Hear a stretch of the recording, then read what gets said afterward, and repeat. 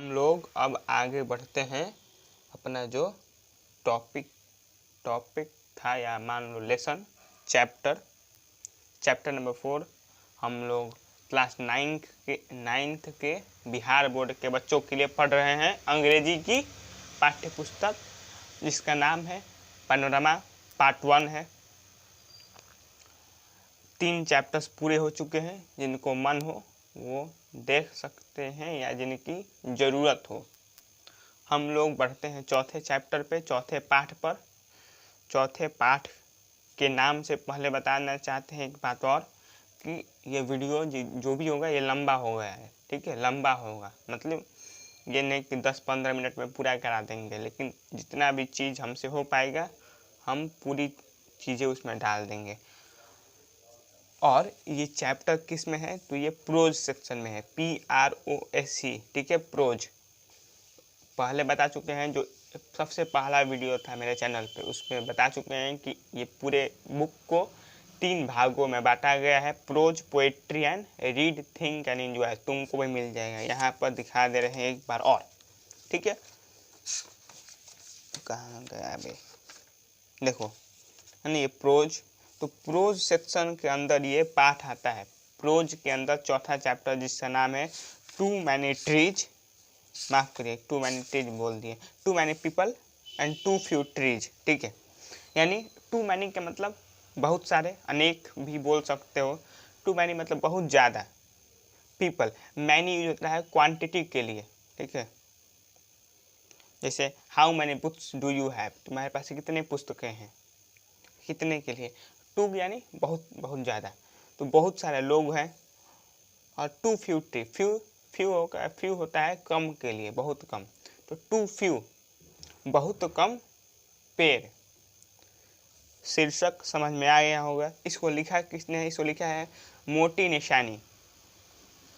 मोटी अब यही है, लिखा है मोटी निशानी ने लिखा है इसको।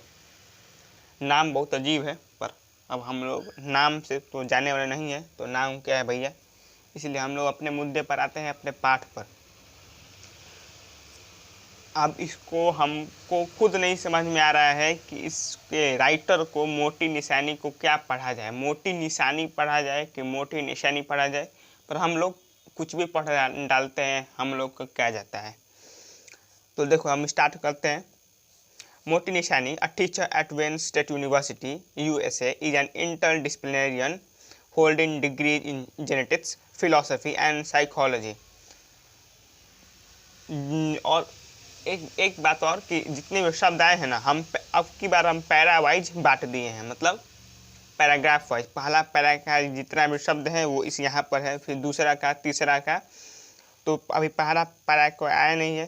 तो टीचर सब कुछ समझता है, शिक्षक गुरुजी, आपके गुरुजी के लिए तो ऐसे गुरुजी और शिक्षक में अंतर होता है, लेकिन यहाँ पर ठीक है। कहाँ पर शिक्षक हैं, मोटी निशानी। मोटी निशानी भाई कोई फीमेल नहीं है, मतलब औरत नहीं है, ये आदमी है, मतलब पुरुष है सब तो आदमी ही है, सब तो मानव ही। तो वेन स्टेट यूनिवर्सिटी अमेरिका में, USA, United States of America, America में ये एक शिक्षक के पद पर है। Is an interdisciplinarian. अब इंटरडिसिप्लिनेरियन का अगर तुम शाब्दिक अर्थ ढूंढने जाओ तो मिलेगा, डिक्शनरी में हम ढूंढ भी रहे थे तो मिला इंटरडिसिप्लिनरी, ठीक है। पर हम इंटरडिसिप्लिनेरियन ढूंढे हैं तो समझ लो कि ऐसा है। हम लोग लिख कर भी रखे हैं, पहले हम दिखा देते हैं क्या लिखे हैं, वहाँ से तुम लोगों को ज़्यादा आइडिया मिल जाएगा कि क्या है। Interdisciplinary holding degrees. इंटरडिसिप्लिनरी मतलब होता है, देखो, interdisciplinary studies involves combination of 2 or more academic disciplines into one activity. It is about creating something or thinking across boundaries। देखो इंटरडिसिप्लिनरी में होता है कि भैया 2 से ज़्यादा सब्जेक्ट को, 2 या 2 से ज़्यादा सब्जेक्ट को तुम मिलाकर पढ़ते हो। क्यों पढ़ते हो? क्योंकि उससे ज़रूरत होगा। जैसे मैं लैंड यूज है, लैंड यूज एक हम एग्जाम्पल लिए, अभी और भी एग्जाम्पल ले लेंगे। लैंड यूज मतलब भूमि का, जो ज़मीन है उसका कैसे उपयोग हो रहा है। तो लैंड यूज जो ये सब्जेक्ट है, जो विषय है, ये तुम फिजिक्स में भी पढ़ सकते हो, फिजिक्स यानी साइंस में, अभी हो और मिलेगा भी। फिर से ये भूगोल में भी मिलता है, ये भौतिकी का भी पार्ट हो सकता है, ये ज्योग्राफी का भी पार्ट हो सकता है। तो अब बताओ, अब तुमसे अगर बोला जाए कि भैया आप कौन सा विषय पढ़ेंगे, ठीक है, आप कौन सा, हम लैंड यूज टॉपिक है तो हम लैंड यूज टॉपिक कौन से विषय की ओर से पढ़ें, हम ज्योग्राफी की ओर से पढ़ें कि फिजिक्स की ओर से पढ़ें। फिजिक्स या समझ लो अभी के लिए साइंस, ठीक है, अभी के लिए साइंस समझो कि साइंस से पढ़े कि ये ज्योग्राफी से पढ़े यानी भूगोल से पढ़े, क्योंकि दोनों का रास्ता अलग होगा।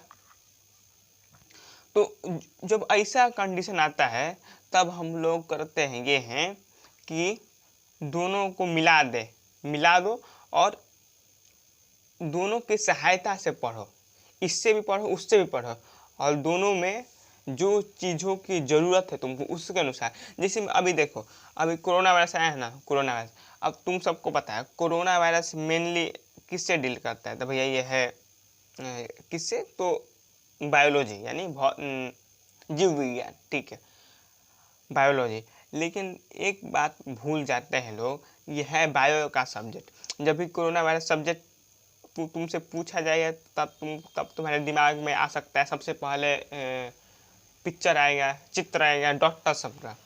लेकिन एक बात हम लोग भूल जाते हैं कि भैया केमिस्ट भी तो है, केमिस्ट्री भी तो है, दवाई जो बनता है, ड्रग्स दवाई, उसमें केमिस्ट्री का बहुत बड़ा रोल होता है। तो अब बताओ कि कोरोना वायरस के निवारण में, मतलब उसके दवाई बनाने में भैया केमिस्ट्री हेल्पफुल है, पर हम लोग तो मान रहे हैं कोरोना वायरस तो एक बायो का मतलब जीव विज्ञान का सब्जेक्ट, तो दिक्कत हो गया है कि नहीं। अब कौन से सब्जेक्ट की ओर से पढ़ा जाए कोरोना वायरस को, मतलब उसके बारे में पता लगाया जाए, ये समस्या हो गया ना। तो इसको बोलते हैं इंटर, तो जब ऐसा होता है तो हम लोग दोनों सब्जेक्ट तो पढ़ें तो इसलिए डिग्री मिल जाता है, जिसको बोलते हैं इंटरडिसिप्लिनरियन डिग्री। इसके नीचे और भी है, जैसे देखो रिसर्चर्स फ्रॉम 2 और मोर डिसिप्लिन्स, डिसिप्लिन मतलब है यहाँ पर सब्जेक्ट है, pool their approaches and modify them so that they are better suited to their problem at hand.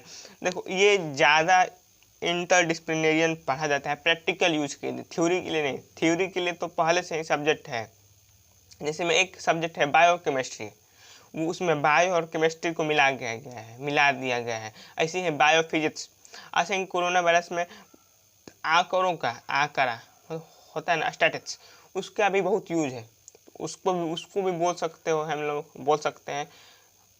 ऐसे ही और भी अगर तुम देखोगे ध्यान से तो मिलेगा यार, ऐसा बहुत सारी चीज़ है जिसमें हम लोग अनेक सब्जेक्ट में पढ़ते हैं, पर पढ़ना वही रहता है, टॉपिक वही रहता है, पर दोनों का तरीका अलग अलग रहता है। जैसे मैं देखो, जैसे मैं एक और, जब तुम 11वां में शायद तुम में से कोई जाएगा और तुम में से शायद कोई साइंस ले लेगा, क्योंकि बहुत बच्चा तो साइंस से लेता है विज्ञान, तो उसमें एक आता है सब्जेक्ट थर्मोडाइनेमिक्स यानी ऊष्मागतिकी। अब थर्मोडाइनेमिक्स तुमको केमिस्ट्री में यानी रसायन शास्त्र में भी मिलेगा 11वीं में, और फिजिक्स में भी मिलता है। अब बताओ कि भाई, तो भैया हम कौन सा पढ़े, थर्मोडाइनेमिक्स फिजिक्स वाला पढ़े कि केमिस्ट्री वाला पढ़े, है ना। अब कॉन्फ्यूजन हो गया, तो उसके लिए वैसा ही सब्जेक्ट के लिए डिग्री है। देखो ये अप्लाई टू और ये जो जटिल विषय हैं उन पर ये लागू होता है, सिंपल पर नहीं। तो अभी हम लोग आते हैं आगे, तो इनके पास इंटरडिसिप्लिनरी डिग्री है। कौन कौन विषय में भैया डिग्री है, देखते हैं। Holding degrees in genetics, philosophy and psychology. Genetics यानी अनुवांशिकी, यानी जीन्स जो होते हैं, जेनेटिक्स कौन शब्द से बना है, तो जीन शब्द से। आपके माता पिता से आपके अंदर कुछ जीन्स यानी अनुवांशिक गुण आप में आया है, आपसे अन्य में ज़्यादा शायद। तो ये जो चेन है इसकी पढ़ाई करना, कैसे काम करता है, क्या क्या फैक्टर्स इस पर अफेक्ट डालते हैं, और मान लो इसका ही पढ़ाई करना क्या है, जेनेटिक्स अनुवांशिकी। फिलॉसफी है माने, फिलॉसफी माने दर्शन शास्त्र, दुनिया के जितने भी धर्म हैं वो क्या कहते हैं, है ना, क्या कहते हैं, सबका अपना अपना मेथड है जीवन के बारे में, कैसे जीना चाहिए जीवन को। दर्शन शास्त्र जैसे में हिंदू धर्म का है, इस्लाम का है, बौद्ध धर्म का है, सब धर्म, क्रिश्चियनिटी का है, सिख लोगों का है ना, सबका अपना अपना साहित्य भरा हुआ है। तो उसकी पढ़ाई करना from a neutral point of view, मतलब बीच में, ये नहीं कि भैया आप हैं तो आप मान लीजिए आप एक हिंदू हैं तो आप इनका है फेवर कीजिए, नहीं नहीं नहीं नहीं, हम तो भैया हम हिंदू हैं तो हम ये कुल हम इनका नहीं पढ़ेंगे, ऐसा नहीं है। यहूदी लोग जो हैं, जीव जिनको बोलते हैं, उनका भी है, और भी जितने भी जो मुख्य जो धर्म है पूरे संसार में बसे हुए, उनकी पढ़ाई। साइकोलॉजी मतलब मनोविज्ञान। अब देखो जैसे में फिलॉसफी और साइकोलॉजी, इन दोनों में मनोविज्ञान बहुत कॉमन है। फिलॉसफी में भी तुमको मन के बारे में, माइंड के बारे में बहुत कुछ मिलेगा, और साइकोलॉजी में मिलेगा। साइकोलॉजी तो मनोविज्ञान है, मन का विज्ञान, मन कैसे काम करता है, यानी दिमाग के भी आसपास ही काम करता है। He has several publications in genetics, ecology, politics, science, education and language instruction। और he has several publications का मतलब है भैया उनकी पुस्तकें बहुत छपी हैं। कौन कौन विषय पे? जेनेटिक्स पर, इकोलॉजी। इकोलॉजी क्या होता है? तो देखो इकोलॉजी होता है कि जीवित जो जीव जंतु है वो कैसे एक दूसरे से संबंध बनाते हैं, ठीक है, उन्हीं की उसी की पढ़ाई होती है इकोलॉजी, इकोलॉजी, ठीक है, जिसको हम लोग हिंदी में पारिस्थितिकी बोलते हैं। पारिस्थितिकी, गलती हो गया अगर बोलने में ये तो समझ जाना यार। साइंस में, विज्ञान में, एजुकेशन शिक्षा में, एंड लैंग्वेज इंस्ट्रक्शन यानी भाषा निर्देशन में, कैसे भाषा काम करती है। जैसे हम लोग तो बोल दिए ना, पर जो भी ये शब्द बना है किसी ने बनाया होगा ना कि ये शब्द से इसका ये बोध होगा, कैसे लिखा जाना चाहिए, क्या अलंकार है, सबका अपना क्या फॉर्मेट रहना चाहिए, इन सब के बारे में। His essay below provides a brief introduction to the twin problem of overpopulation and deforestation। ओवरपॉपुलेशन मतलब अत्यधिक आबादी, अत्यधिक जनसंख्या। डिफॉरेस्टेशन यानी पेड़ों की कटाई, जो वन का जो कटाई होता है। तो इनका जो नीचे ये जो निबंध दिया हुआ है, ये पाठक निबंध के रूप में है। ये ब्रीफ यानी संक्षेप में परिचय देता है किसके बारे में? तो जो ये अत्यधिक आबादी है, अत्यधिक आबादी और ये डिफॉरेस्टेशन है, जो पेड़ों को काटा जाता है, उनसे जन्मे जुड़वे समस्या को, जो ये डबल समस्या हम लोग को भोगना पड़ रहा है, हम लोग को उठाना पड़ रहा है, किसके वजह से? तो डिफॉरेस्टेशन एंड ओवर पॉपुलेशन की वजह से, संसार में जो ये हो रहा है उसके वजह से जो समस्या हो रहा है, जो भी जुड़वा समस्या है, डबल समस्या, उसके बारे में ये पूरा का पूरा निबंध बात करता है। तो हम लोग शुरुआत करते हैं। तो पहला पारा में जितने भी मुख्य शब्द हैं उनका हम दिखा देते हैं पहले मतलब। देखो तो ये पहला पारा में ये है, पॉपुलेशन से लगा के कहाँ तक है? तो ये यहाँ तक है, अलाइव, ठीक है। तो यहाँ पर पहला पारा तक है, इतना सारा चीज़ है, ठीक है, सब लाइन बाई लाइन है। तो इससे पहले वाले वीडियोज में हम सब एक में मिला देते थे, मतलब दाल भात चोखा सब एक में कर देते रहे, पर अब की बारी सबके अलग अलग रख दिले बानी, ठीक है। तो अब चलो आगे, और हम बताते भी रहेंगे जो भी शब्द हैं। स्टार्ट करते हैं हम लोग। देखो तो पहला है, human populations have always been in flux for the simple reason that every day some people die while others are born. Populations यानी आबादी, पॉपुलेशन रहता तो भाई पॉपुलेशन से आबादी, जनसंख्या। फ्लक्स यानी प्रवाह, फ्लक्स का जो तुम्हारे यहाँ पर भी मतलब मीनिंग दिया हुआ है ग्लॉसरी एंड नोट्स में कि कॉन्टिन्यूअस फ्लो यानी निरंतर प्रवाह, ठीक है, वो प्रवाह ही बोल सकते हैं।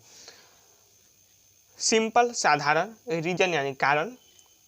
तो मानव की जो आबादी है वो हमेशा से प्रवाह में रही है, मतलब निरंतर बनी हुई है। कभी ऐसा नहीं हुआ है कि बहुत बड़ा आबादी खत्म हो गया हो, ऐसा नहीं हुआ है। मतलब हमेशा चलते रहा है, गाड़ी चलते रही है, रुक रुक कर कैसे भी चली हो पर चली है, फॉर द सिंपल रीजन। और इस साधारण कारण के लिए कि हर दिन, एवरीडे, हर दिन सम पीपल डाई, कुछ लोग मर जाते हैं, वाइल अदर्स अनबॉर्न, जबकि कुछ जन्म लेते हैं। सबको पता है इस बात का, ये ज़्यादा कोई रॉकेट साइंस नहीं है। कुछ लोग जन्म लेता है, कुछ लोग मरते हैं। बच्चा सब जन्म लेता है, बूढ़े लोग अधिकतर, सामान्य बातचीत है। मरता तो यार बहुत लोग हैं, मरते को बहुत लोग हैं। इतना सारे एक्सीडेंट और भी जितना गरीबी के कारण, बीमारी के कारण, पर सामान्य बातचीत में कुछ लोग मर जाते हैं और कुछ लोग जन्म लेते हैं। थ्रू आउट मतलब के दौरान, ठीक है। थ्रू आउट का मतलब होता है के दौरान। most of human existence the number of births was slightly higher than the number of deaths। most यानी अधिकतर, ह्यूमन एग्जिस्टेंस यानी मानव का जो अस्तित्व है, मानव अस्तित्व के, नंबर ऑफ स्लाइटली यानी थोड़ा सा, हायर यानी थोड़ा सा ज़्यादा, यहाँ पर है ज़्यादा के सेंस में है। तो अधिकतर मानव अस्तित्व के दौरान जो जन्म लेने वालों की जो संख्या है, जन्म लेने वालों की संख्या मरने वालों की संख्या से स्लाइटली, थोड़ी सी अधिक थी। हमेशा से ये ऐसा ट्रेंड रहा है, ऐसा हमेशा से चलते आया है कि बहुत सालों से, मतलब जो जितने लोग जन्म लेते हैं और जितने लोग मरते हैं, उनमें से जन्म लेने वालों की संख्या थोड़ी सी अधिक रही है, ठीक है। Consequently world population grew at a very slow rate. Consequently मतलब होता है फलस्वरूप, या इसलिए, या नतीजतन, रिजल्ट के रूप में। ग्रीव यानी बढ़ा, यहाँ पर ग्रीव क्या है, पास्ट टेंस है। तो इसलिए या फलस्वरूप या नतीजतन मानव आबादी, जो दुनियाई आबादी है, वो बढ़ी तो, लेकिन बहुत धीरे धीरे बढ़ी, बहुत ज़्यादा तेज़ी से नहीं बढ़ी। क्यों? क्योंकि जितने लोग जन्म लेते थे वो, उनकी संख्या थोड़ी सी अधिक थी, बहुत ज़्यादा अधिक नहीं, थोड़ी सी। अब जैसे मैं मान लो कि मरने वालों की संख्या है 1000, ठीक है, एक हम एग्जाम्पल लेते हैं, और जन्म लेने वालों की संख्या है 1002, 1003, तो बहुत ज़्यादा थोड़ा नहीं है, ये बहुत ज़्यादा नहीं है। अगर भैया साल भर भी ऐसे चलता है, तब जाकर 1000 लोग अधिक जुड़ेंगे, जो कि बहुत ज़्यादा प्रभाव नहीं डालेगा। A few hundred years ago, however, the situation began to change। however मतलब हालांकि, इससे पहले वाले पार्ट में भी बहुत बार बताए हैं। A few यानी कुछ वर्षों, A few hundred years ago, हालांकि कुछ 100 वर्षों पहले परिस्थिति बदलने लगी, परिस्थिति की बदलाव की शुरुआत हो गई। Specially in the industrialised world, specially यानी खासकर, इंडस्ट्रियलाइज मतलब औद्योगिक, मशीनों का जो युग है, ये कंप्यूटर का युग है, मोबाइल फोन का युग है, गैजेट्स का युग है। तो हालांकि कुछ 100 वर्षों पहले पूर्व परिस्थिति बदलने लगी, खासकर औद्योगिक दुनिया में, औद्योगिक संसार में ये परिस्थिति बदलने लगी। कैसे बदली देखते हैं। With advances in nutrition, sanitation and health, people live longer and more of them reach reproductive age। Advances यानी यहाँ पर है एडवांस, मतलब वो वाला एडवांस नहीं, आगे बढ़ना नहीं, आगे बढ़ना ही है, मतलब यहाँ पर है प्रगति, विकास। न्यूट्रिशन यानी पोषण, सैनिटेशन यानी स्वच्छता, हेल्थ यानी स्वास्थ्य, people live longer and reproductive age यानी वो उम्र जहाँ पर लोग बच्चे पैदा कर सकें। जितने भी शब्द आए हैं सबका मतलब हम देखो लिख दिए हैं, फिर से बता दें, देखो है ना। स्वास्थ्य, रिप्रोडक्टिव यानी प्रजनन, जो वर्ष है, प्रजनन जो उनकी आयु है, जितना भी शब्द है अब पहले भी हम दिखाई चुके हैं, इसलिए बार बार हमको भी हटाना पड़ेगा। देखिए, तो जैसे जैसे पोषण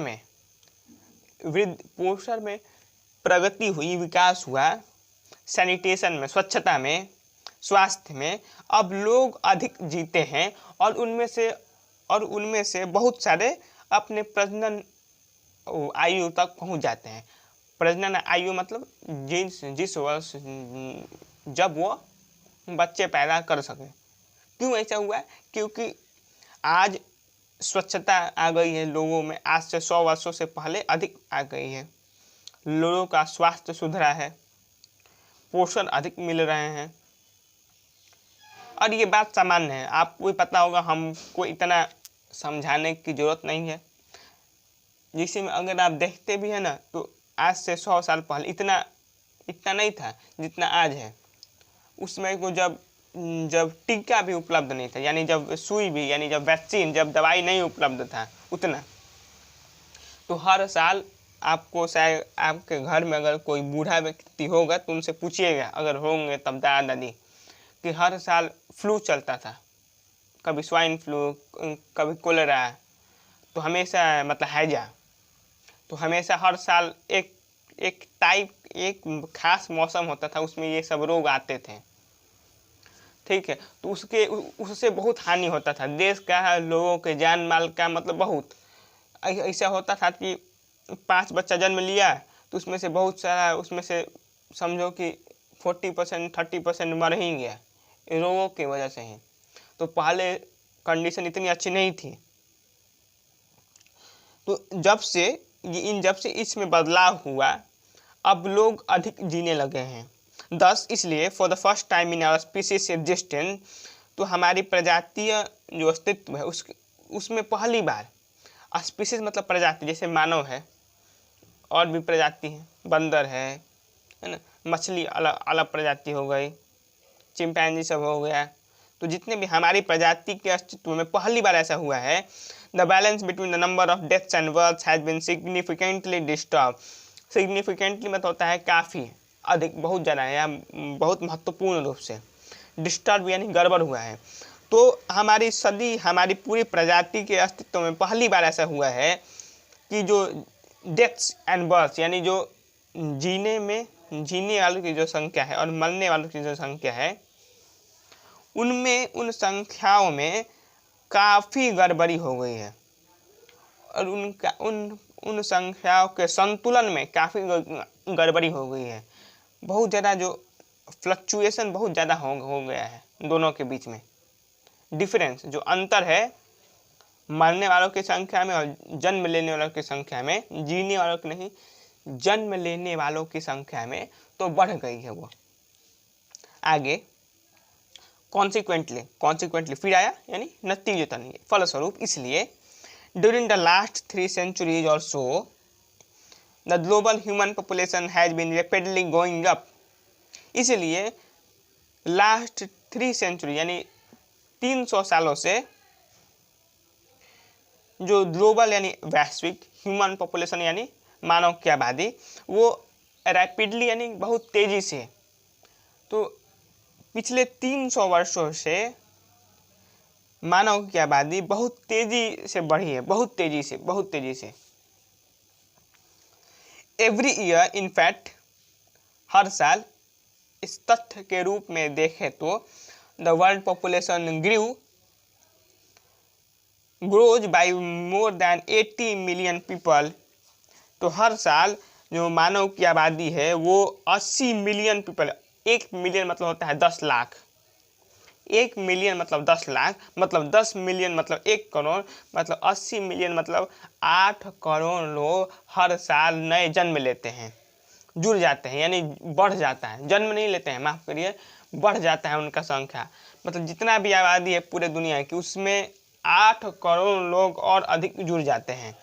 it is for instance sobering to recall that for every 11 human beings alive now, only one was alive in the year 1950। Instance मतलब दृष्टांत या दृष्टि के लिए, या अगर हम लोग उदाहरण के लिए देखें तो ये sobering यानी होता है गंभीर है, चिंताजनक है, रिकॉल यानी होता है याद करना या स्मरण करना। कि उदाहरण के लिए देखें तो ये बहुत चिंताजनक है इस बात को याद करना, स्मरण करना कि आज जितने भी आज हर 11 लोगों में 1950 में उनमें से केवल एक जीवित था। समझे क्या बोला जा रहा है ये?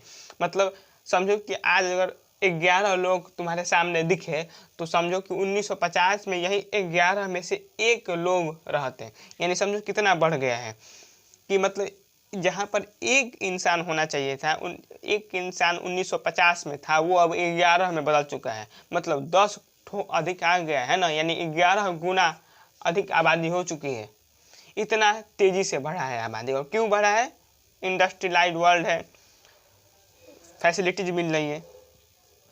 अलाइव यानी जिंदा, जितने भी शब्द थे हम बता चुके हैं। अब दूसरा पारा शुरू करने से पहले हम दिखा दे रहे हैं एक बार और जितने भी शब्द हैं दूसरे पारा के लिए। देखो दूसरे पारा के लिए ये जितने भी शब्द है ये है शब्द, ठीक है, ये रहा शब्द दूसरा पारा के लिए। वैल्यूएबल है यानी मूल्यवान। तो अब आते हैं हम लोग फिर से इस पे दूसरे पारा पे। ऑन फर्स्ट साइट, साइट मतलब होता है नज़र में, नज़र देखना। तो पहली नज़र में it may appear that when it comes to something as valuable as a human being, the more we have the better off we are. In some ways this is true. तो पहली नज़र में ऐसा प्रतीत होता है, अपीयर यानी होता है प्रतीत होता है कि जब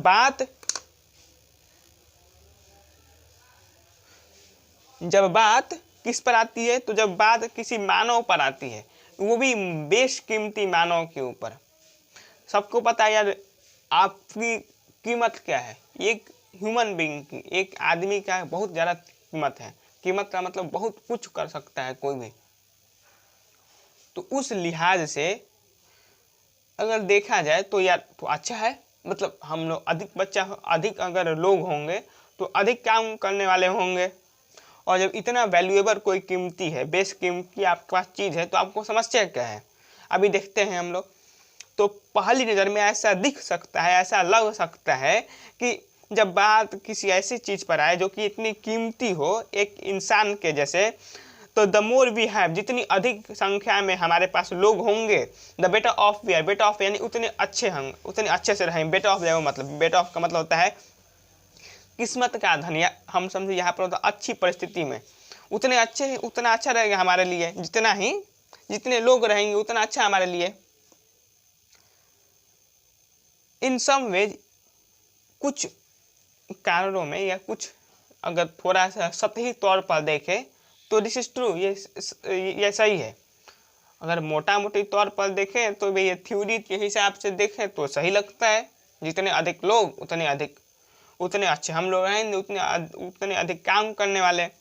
ऑल थिंग्स बीइंग इक्वल, अगर सब चीज़ों को बराबर कर दिया जाए, more people are likely to generate more inventions, more technologies breakthroughs and more corporate profits. तो अगर सब चीज़ों को बराबर लिया जाए तो अधिक लोग जब रहेंगे, जनरेट यानी पैदा करेंगे मतलब बनाएंगे, उत्पन्न करेंगे। इन्वेंशन यानी आविष्कार, टेक्नोलॉजिकल ब्रेक थ्रू यानी औद्योगिक सफलता या विकास, कॉर्पोरेट प्रॉफिट यानी मतलब जो बिजनेस है, समझ लो बिजनेस लाभ। तो जितने अधिक लोग रहेंगे, ऐसा लगता है हमको या लग सकता है, जितने अधिक लोग रहेंगे उतने अधिक नए आविष्कार होंगे, उतना ही सफलता मिलेगा टेक्नोलॉजी में। अधिक नया टेक्नोलॉजी बन के आएगा क्योंकि ज़्यादा लोग हैं, ज़्यादा मेहनत करेंगे और उतना ही अधिक लाभ होगा क्योंकि खरीदने वाले भी अधिक रहेंगे, बेचने वाले भी अधिक रहेंगे। But taken as a whole का मतलब होता है पूरे के रूप में। अगर मोटी तौर पर लिया जाए तो अगर बोलते हैं ना भाई ओवरऑल बताओ कि फायदा होगा या घाटा होगा, ऐसा ही है कि अगर पूरी लिया जाए, सब ओर से देखा जाए हानि लाभ, तो मोस्ट इकोलॉजिस्ट शब्द है ना, इकोलॉजी से इकोलॉजिस्ट बनता है। इकोलॉजी क्या बताए हैं? जो जीवित लोग हैं, जो जीव जंतु हैं, उनसे उनका आपसी संबंध वातावरण में अपने आप से वो है।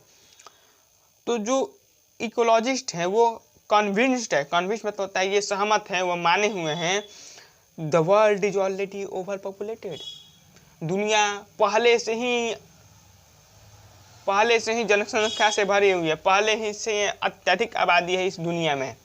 हम लोग तो अभी बात कर रहे थे कि ऐसा हो सकता है कि भैया ज़्यादा फायदा मिलेगा ये तो, लेकिन जितने भी इकोलॉजिस्ट हैं, इकोलॉजिस्ट का मतलब देखो यहाँ पर लिखे हैं पारिस्थितिक,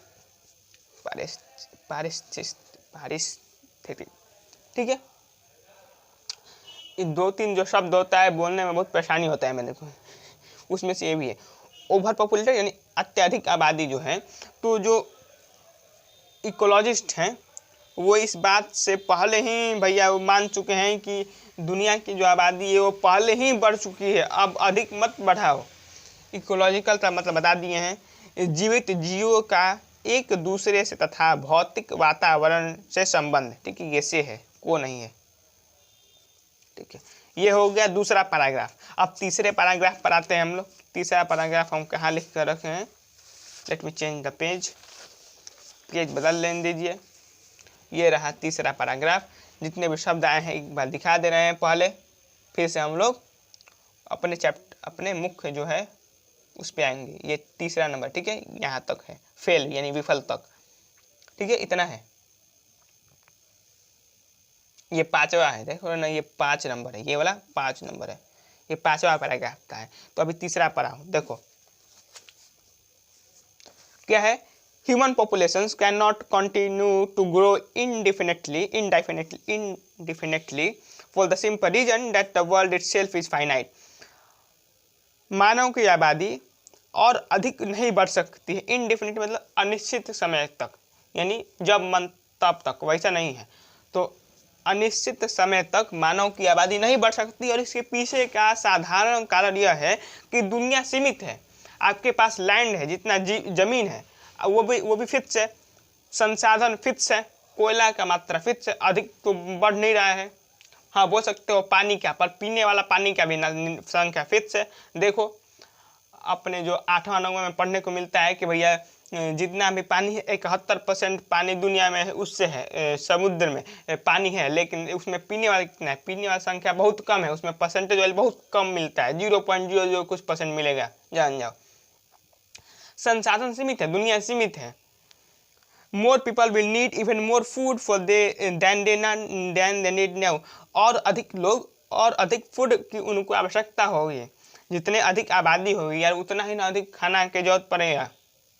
और अभी जितना लोग हैं उनसे अधिक अगर लोग पैदा होते हैं तो और अधिक भोजन की आवश्यकता होगी, जरूरत होगी। एंड देयरफॉर, और इसलिए the process of deforestation will continue so that eventually wild trees will vanish. और इसलिए डिफॉरेस्टेशन यानी वनों की कटाई जो है वो चलती रहेगी। क्यों? क्योंकि जंगल काट के वहाँ पर भोजन पैदा किया जा सके, वहाँ पर धान उगाया जा सके। वैनिश यानी होता है खत्म होंगे, डिफॉरेस्टेशन यानी वनों की कटाई, जंगल की साफ सफाई यानी हम बोलना चाहते हैं कि काट दो। इवेंचुअली यानी फलस्वरूप, ये भी है अंत में, और अंत में होगा यही कि जो जंगली जो पेड़ है, जो जंगल, उनको जंगल काट दिए जाएंगे, इसलिए कि हम लोगों की जो भूख है उसको मिटाया जा सके। और as the population goes up, और जैसे जैसे जनसंख्या ऊपर जाएगी और अधिक बढ़ेगी, so does pollution of rivers, lakes, air, drinking water and soil. जैसे जैसे आबादी बढ़ेगी वैसे वैसे जो ये प्रदूषण है नदियों में, तालाबों में, एयर हवा में, ड्रिंकिंग वाटर पीने वाले पानी में, और मिट्टी में, जमीन पर प्रदूषण बढ़ते जाए। कैसे बढ़ रहा है ये हमको बताने की जरूरत नहीं है, सब कुछ समझता है। गंगा माता का क्या हाल हो चुका है आज के दिन में प्रदूषण के मारे, सबको पता है। हवा में निकलो को डाटा आता है कि भैया भारत का इतना शहर आता है कहाँ पर, प्रदूषण वाले शहरों की लिस्ट में, ठीक है। जमीन बंजर हो चुका है, किसका उपयोग कर सकते हैं, तो भैया खाद का, फर्टिलाइजर्स का प्रयोग इतना हुआ है कि बहुत सारा जमीनें खराब हो चुका है। With more people both town and country become more crowded. यहाँ पर कंट्री का मतलब गांव है, देहात। कंट्री का मतलब देहात भी होता है, गांव भी होता है, और देश भी होता है। क्योंकि देखो भारत कहाँ बसता है, भारत शहरों में नहीं बसता है, भारत गाँवों में बसता है। असली भारत गाँवों में मिलती है। एक हम कहीं पढ़े थे कि इंडिया शहरों में बसता है, भारत गाँवों में बसता है। और हम लोग तो आई हैं बिहारी, अधिकतर गांव वाले, अगर शहर वाले हैं आप तो भी कोई बात नहीं, पर बिहार के बारे में जब लोग सुनते हैं तो क्या आता है मन में, वो खेती बाड़ी करते हुए। तो जैसे जैसे संख्या बढ़ेगी वैसे वैसे दोनों शहरों में भी बोथ, यानी दोनों शहरों में भी और गांवों में भी, देहातों में भी और अधिक भीड़ जमा होगी, यानी और अधिक उनमें लोग पैदा होंगे, खचाखच भरेगा।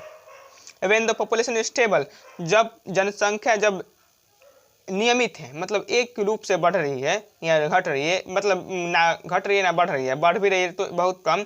Increasing in such things as food production, number of physicians and और hospitals are often tantamount to improved quality of life, but such increases often fail to keep pace with population growth।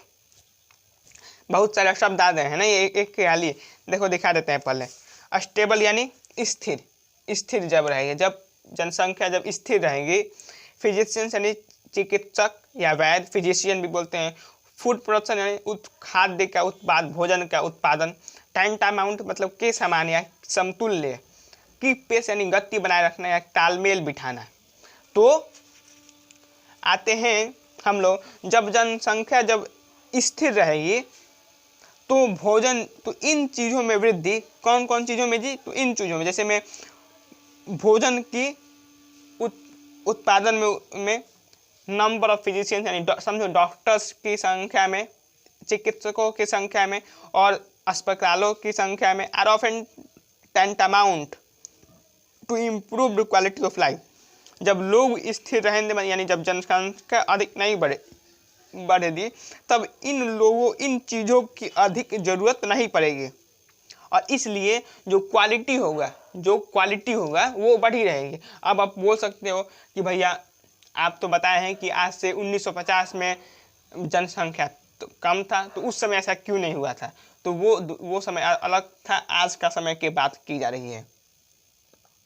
तो जब ये हालत रहेगा तो इन सब चीज़ों में क्वालिटी मिलेगा देखने के लिए। लेकिन बट सच इंक्रीजेज, पर ऐसे जो वृद्धि है, ऐसी वृद्धियाँ often fail to keep pace with population growth, पर जैसे जैसे जनसंख्या में वृद्धि होती है, ये क्वालिटी बढ़ाना, वो तालमेल नहीं बिठा पाती हैं किसके साथ, जनसंख्या वृद्धि के साथ।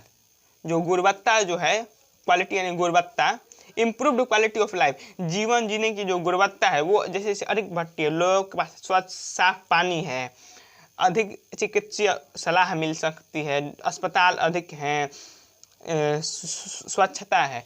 तो जैसे जैसे जनसंख्या बढ़ेगी इन सब चीज़ों, ये सब चीज़ फेल कर जाएंगे, तालमेल नहीं बिठा पाएंगे। Higher population density is also likely to exacerbate crime, ethnic conflicts and warfare। और जैसे जैसे अधिक जो घनत्व है, पॉपुलेशन डेंसिटी यानी जनसंख्या घनत्व जैसे जैसे बढ़ता है, जैसे जितना ज़्यादा होगा, जितना ज़्यादा जनसंख्या घनत्व होगा वो उतना ही क्राइम मतलब जुर्म को बढ़ाएगा। एक्सेलरेट मतलब बढ़ाता है, रफ्तार तेज कर देता है। एथनिक कॉन्फ्लिक्ट यानी, एथनिक कॉन्फ्लिक्ट का मतलब होता है, देखो जुर्म यानी अपराध, जाति या मतभेद और संघर्ष, समझ में आ गया होगा या, ठीक है। तो जैसे जैसे जनसंख्या बढ़ेगी तो डेंसिटी जो होगा, डेंसिटी यानी इतने एरिया में कितना लोग रहता है, जो डेंसिटी है वो भी बढ़ेगा, क्योंकि सबको अधिक घरों की ज़रूरत होगी। तो वो उससे क्राइम यानी अपराध बढ़ेगा। लोगों के बीच जातीय मतभेद, लोग एक दूसरे से ज़्यादा झगड़ेंगे क्योंकि अधिक चीज़ों की जरूरत रहेगी, सबको ज़रूरत है। मान लो कि अस्पताल में जा रहे हैं, अब अस्पताल में तुमको भी जाना है, हमको भी जाना है, पर इसमें लड़ाई झगड़ा होने का ज़्यादा चांस है, मतभेद होने का। और वारफेयर और युद्ध में भी और संघर्ष में भी क्या होगा, अधिक लोग रहेंगे तो अधिक जान माल की हानि होगी। तुम्हारे पास अगर सेना में तुम्हारे 1 लाख इंसान हैं, तो अगर मान लो सबके पास है, तुम्हारे पास भी 1 लाख, मेरे पास भी 1 लाख, तो जान माल की हानि कम होगी। लेकिन अगर 10 लाख है, तुम्हारे पास भी 10 लाख है, तब अधिक न होगा, दोनों ओर से मरने वालों की संख्या भी अधिक होगी, क्योंकि लोग ही अधिक है लड़ने वाले। वीडियो लंबा हो चुका है अभी के लिए, वरना हम अभी ये 4 और 5 भी अभी बता देते हैं। तो हम लोग इस पाठ को 3 भागों में बांटेंगे और पूरा करेंगे। अभी के लिए धन्यवाद। अगले भाग में हम लोग चौथे से शुरुआत करेंगे। हो सकता है हमने ज़्यादा समय ले लिया होगा, लेकिन प्रयास किया है कि अच्छे से आपको समझ में आ जाए। वीडियो देखने के लिए धन्यवाद। रिवीजन करते रहिएगा और बाकी तीनों पाठों का अपलोडेड है, देख भी सकते हैं अगर मन होगा तो। आज के लिए धन्यवाद और जय हिंद।